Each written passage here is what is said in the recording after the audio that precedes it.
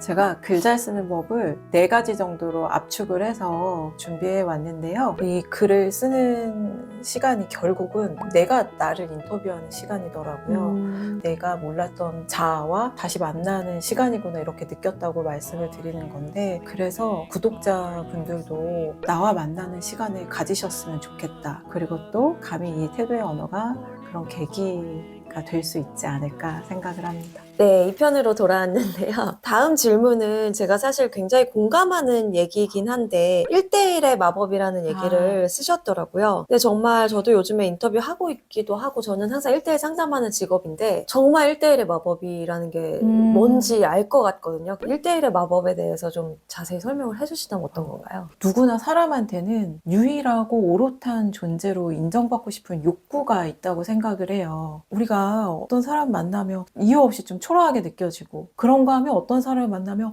이 사람한테는 내가 중요하구나, 이 차이가 뭘까를 생각해 본 적이 있어요. 근데 저한테는 어떤 순간에든 저를 이제 존중해 주는, 이분한테는 내가 하찮은 존재가 아니구나 라고 느끼게 해준 분이 이제 2분이 떠올랐어요. 한 분은 이제 손석희 앵커, 손석희 선배고, 다른 한 분은 배우 김혜수 씨였어요. 근데 2분의 공통점이 있어요. 이 글을 쓰면서 제가 깨달았거든요. 전 2분하고 이제 뭐 문자 메시지를 주고받을 일이 이제 많이 있었을 거 아니에요. 근데 2분 다 항상 매짐을 당신께서 하세요. 한 분은 언론계 대선배고, 또 한 분은 굉장히 우리나라 전 국민이 아는 셀럽이잖아요. 그런데 제가 문자를 보내면 항상 답을 주시고, 제가 감사해요 라고 하면 거기서 사실 맺어도 되는데, 잘 읽었다는 표시에 약간 이제 웃는 표시를 한달지, 그래요, 다음에 또 봐요 지은 씨, 이런 응답을 꼭 해주시는 거예요. 그리고 이제 손석희 선배는 첫 인연이 손석희 시선집중이라는 MBC 라디오 시사 프로그램, 근데 거기에 고정 출연을 했었거든요. 매일매일 이제 뵙게 된 거죠. 그 이후에 이제 JTBC로 옮기시고 나서 JTBC 근처에서 식사를 했는데, 얼마나 그 회사 후배들 많이 만나겠어요. 그런데 손석희 선배가 이제 저를 인사를 시키셨을 거 아니에요. 근데 말씀을 하시는데,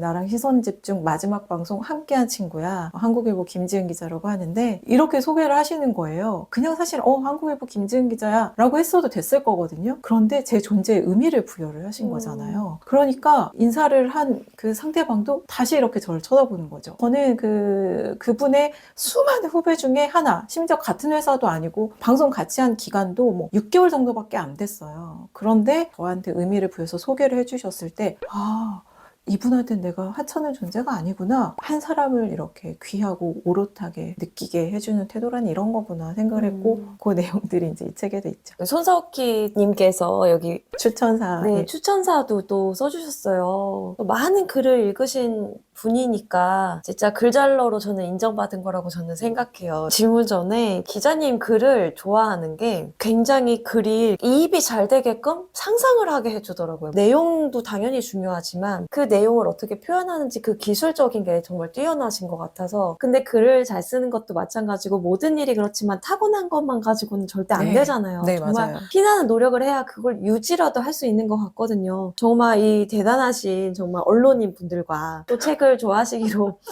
이름이 나 있는 김혜수 배우님께서 인정한 글잘러 김지은 기자님은 어떻게 이러한 타고난 기프트를 잘 유지하고 갈고 닦으시는지 궁금합니다.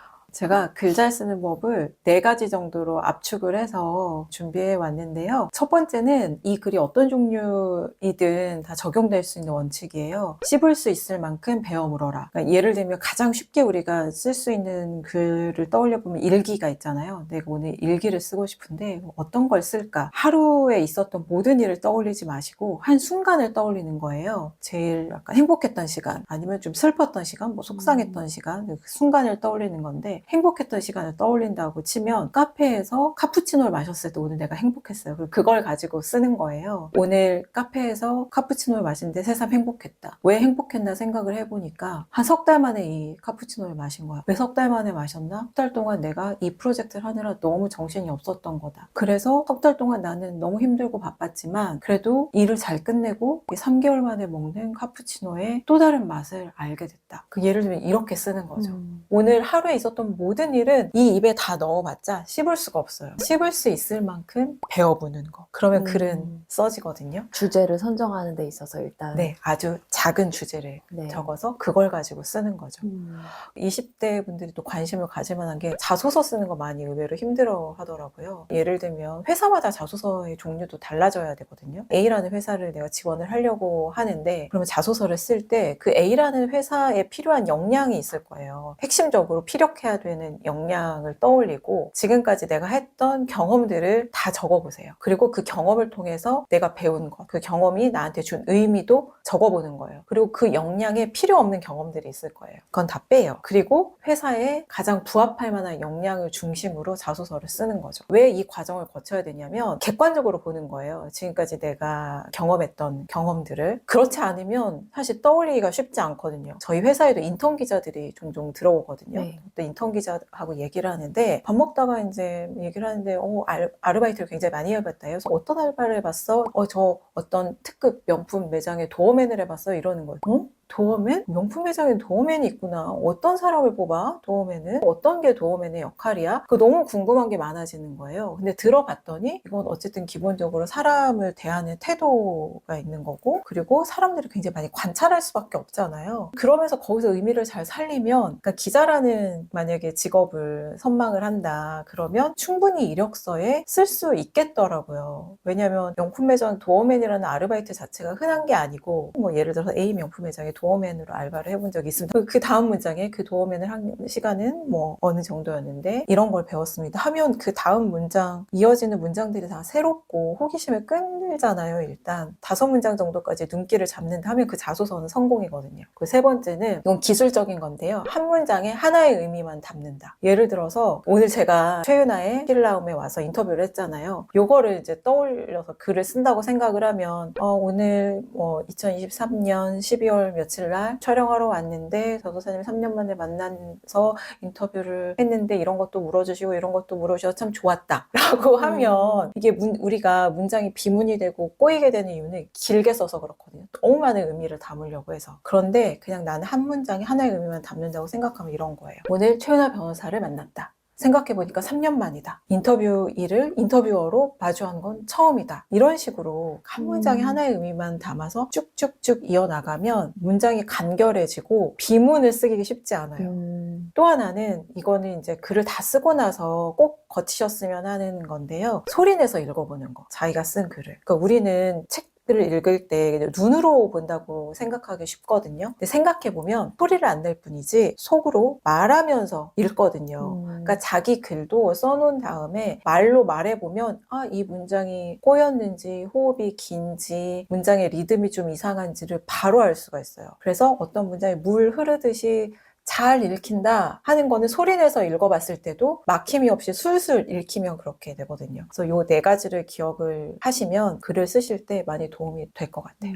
도움이 꼭 되셨으면 좋겠고 꼭 해보셨으면 좋겠어요. 진짜 오래된 기자님께서 말씀하신 거라서 2030 좀 젊은 친구들이 좀 참고가 되었으면 좋겠습니다. 이제 마지막으로 제 채널에 나오셨는데 2030 좀 젊은 친구들한테 해주고 싶은 이야기나 마지막으로 책에 대해서 해주고 싶은 이야기가 있으시다면 어떤 걸까요? 저도 에세이는 처음 쓴 거였는데 쓰면서 저도 느낀 건데요. 이 글을 쓰는 시간이 결국은 내가 나를 인터뷰하는 시간이더라고요. 내가 몰랐던 자아와 다시 만나는 시간이구나 이렇게 느꼈다고 말씀을 드리는 건데 그래서 구독자분들도 우리가 볼거리가 굉장히 많은 시간이잖아요. 그러다 보니까 사실 나를 들여다볼 시간은 더 부족해졌어요. 일부러라도 짬을 꼭 내서 나와 만나는 시간을 가지셨으면 좋겠다. 그리고 태도의 언어라는 책이 제가 이제 그런 과정을 담았기 때문에 책을 읽으시다 보면 이 책이 매개가 돼서 나는 어땠지? 나는 일을 하면서 이런 일이 있었는데 그런 일을 나는 어떤 태도로 대했지? 실패했지만 또 뭐 거절도 많이 당했지만 그런 게 나한테는 어떤 성장에 도움이 됐지? 이런 의미들을 되새길 수 있을 것 같아요. 자신과 만나는 시간을 꼭 만드시고 그리고 또 감히 이 태도의 언어가 그런 계기가 될 수 있지 않을까 생각을 합니다. 제가 이제 마지막으로 이제 이 책에서 가장 감명 깊었던 구절을 한번 읽으면서 네, 마무리를 지어보도록 하겠습니다. 감사해요. 제가 이 책을 보다가 기자님하고 저하고 공통점이 굉장히 많다는 생각도 들었어요. 왜냐면 정말 많은 사람을 만나는 직업이잖아요. 그리고 그냥 만나는 게 아니라 굉장히 깊게 만나는 직업이거든요. 네. 그런데 이런 경험은 흔한 경험은 아닌데 기자나 뭐 변호사 이런 직업 갖고 있지 않아도 사실 책을 읽는 것 자체가 그렇게 누군가를 깊게 만나는 일이기 때문에 책을 많이 읽는 것으로서 충분히 많은 인사이트를 얻으실 수 있을 것 같고 이 책이 그 중에 하나가 꼭 되었으면 좋겠다는 생각이 들고요. 167페이지에 나오는 말인데 약간 저 자신에게 굉장히 와닿고 저한테 하는 말 같아서 한번 읽어보겠습니다. 내 안에 연료가 바닥날 때 신기하게도 인터뷰를 하고 나면 가득 충전이 된다. 내 인터뷰는 한 사람이 살아온 인생길의 맥락을 잇고 꿰매는 과정이다. 지금까지 그의 생을 붙든 건 무엇인가? 삶의 고비를 그는 어떤 힘으로 넘어왔나? 그러니 인터뷰를 하고 나면 내 앞의 존재 속으로 들어갔다 나온 느낌이다. 이 책 많은 분들이 사랑해 주셨으면 좋겠어요. 저희가 기자로서 또 변호사로서 많은 사람들을 만나면서 인사이트를 얻는 것들이 너무 좋다. 이런 거를 경험해 본 사람들이기 때문에 여러분도 책을 통해서 많은 사람들을 만나고 인사이트를 얻으셨으면 좋겠습니다. 오늘 여기까지 마무리하고요. 또 다음 책 리뷰 또 기대해 주시길 바라겠습니다. 오늘 불러주셔서 감사합니다. 즐거웠습니다. 네, 감사합니다. 감사합니다.